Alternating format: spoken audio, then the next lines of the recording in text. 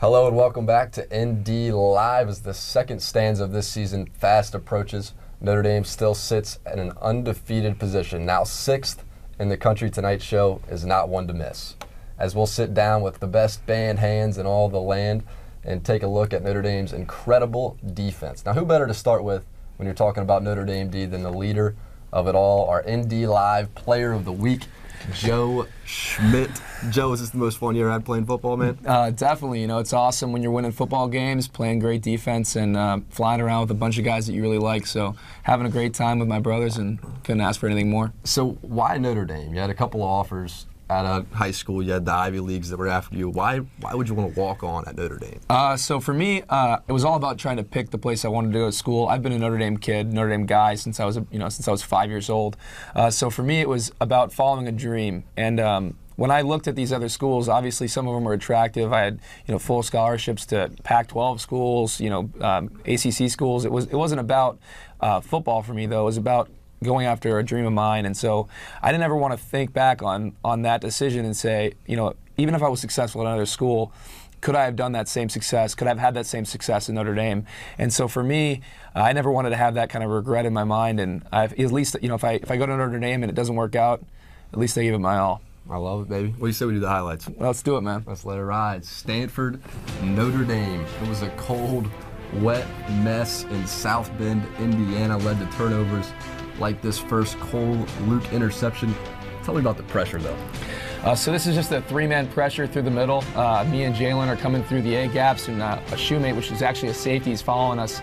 Gets a nice hit on Kevin Hogan, and great coverage by Cole Luke down the field, and makes a nice play on the ball in the air. So that was a nice pickup for us in the beginning.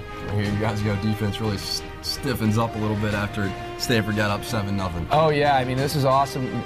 ST did a great job getting us down there, and the play opens up right there. Power, have a nice hit on the ball carrier. Offense gets rolling. Everett Golson goes 33 yards down to the Stanford 17. Notre Dame's drive will continue, and it's Chris Brown. Yeah, this play is one of my favorite of the day. Defining moment for our offense. Cover two-man, and kind of cuts Breezy loose. He goes in untouched for the touchdown. It was an awesome play. Here comes the pressure. Jaylon, that's awesome.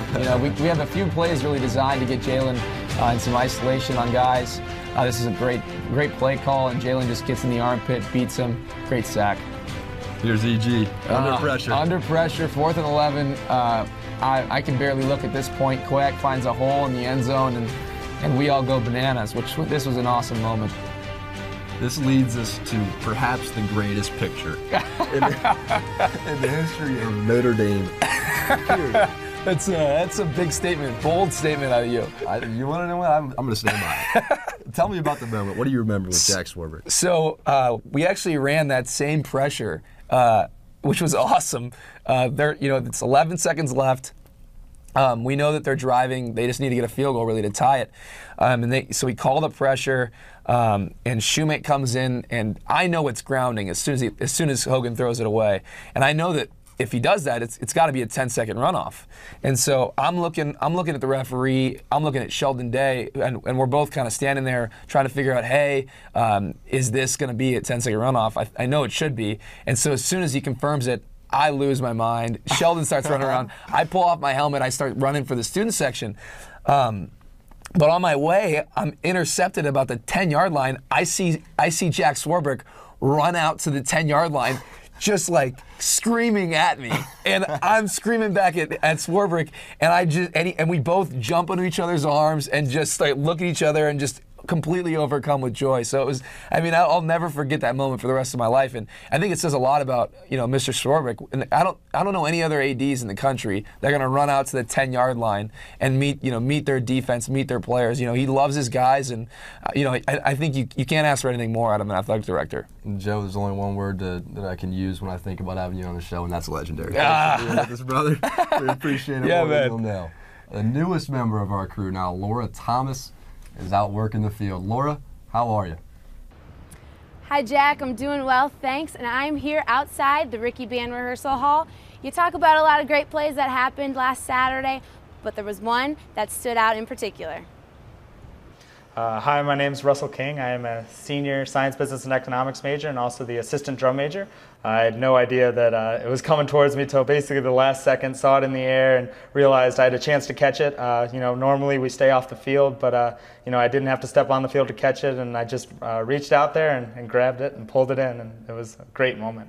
Boy, the reaction has been absolutely crazy. My Facebook's blown up, and just with all these notifications, and it's definitely a fun experience. I'm glad that our band was able to get some airtime out there, and I just loved every moment of it. Well, it doesn't get much better than the Notre Dame band. For ND Live, I'm Laura Thomas. Back to you in the studio. Alrighty, thanks, Laura. Gotta love the Notre Dame band. You just can't beat it. Our college football insider, Rich Hidy, joins us now. Rich, it's the defensive show. It's the linebacker show. Tell us about these Notre Dame linebackers. Well, I think without the linebackers, without this linebacking position in general, this team would not be in the position that they're in, the number 3 ranked scoring defense in the nation. You have your anchor of this defense in the middle. That's Joe Schmidt, second on the team in tackles, has a forced fumble and a pick this year. And then the other guy lining up just next to him at the will position is Jaylon Smith. I think he might be the best linebacker in the country. I think he is the best linebacker in the country. As just a sophomore, a preseason All-American, 6.5 tackles for loss, already has a couple of sacks as well. Lateral movement is incredible strength for a player so young. He's taken charge and has just elevated his game to that next level, which is pretty amazing being that he's so young and just a sophomore. And then James Onwalu, he's starting for this Irish team too. He came in primarily last year as a wide receiver, more of a blocking wide receiver, but he's made that transition as a linebacker nicely. And Rich, you talked about the best linebacker in Jaylon Smith. Let me tell you about the best quarterback. That's Everett Golson. He's having a great year so far, but he has a little history with the University of North Carolina. A Heisman caliber year, Jack. And when you look at Everett Golson, he was actually committed to play point guard for the University of North Carolina basketball team. Played for Roy Williams, actually. He was committed to play for Roy Williams, and then he ended up decommitting from North Carolina, was going to be a 2-sport athlete there, ended up transitioning to Notre Dame, and you look at the landscape of this game, how different would it be if Everett Golson was the quarterback and the point guard at North Carolina? Luckily, the Irish have him. He's putting together such a solid campaign this year. He's put up unbelievable numbers, but it helps to have a great defense. And how about the first-year coordinator, Brian Van Gorder? Van Gorder has been great, and he has been great in a hurry. You put together a little piece to help us understand the change in defense and why it's working. A smooth transition is rare. It requires inspiration, a special bond, and the willingness to embrace change. The switch of defensive schemes was a total makeover for this Irish defense. In just one season, Notre Dame overhauled its defense and its overarching mindset.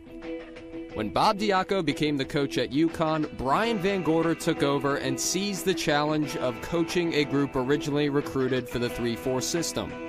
Since January, he has revived a group that lost 7 starters in the opposite 4-3. Van Gorder is traditional. He will simply overwhelm the opponent with relentless pressure. He won't shy away from disruption. Physicality is his MO. The NFL and the SEC are in his DNA. Notre Dame's scoring defense ranks 3rd nationally. Opponents score less against this defense than in 2012. As with that group, the Irish have their mastermind, their anchor in the middle, potent pass rushers, and ball hawks. 12 sacks and 9 interceptions speak loudly. The final 7 games of the season will display the Irish's true colors, but so far, this defense has been pure gold. Well, all right, Richard, it's pure gold, baby. That's why I wore this tie. That wraps up this ND Live week for North Carolina. Thanks to Joe and Russell for their time this Saturday night. The weather looks like it's going to be a little nicer for the Notre Dame game, 3:30 p.m. Eastern on NBC. For Rich and our entire student crew, I'm Jac Collinsworth. We'll see you again next week right here on Watch ND.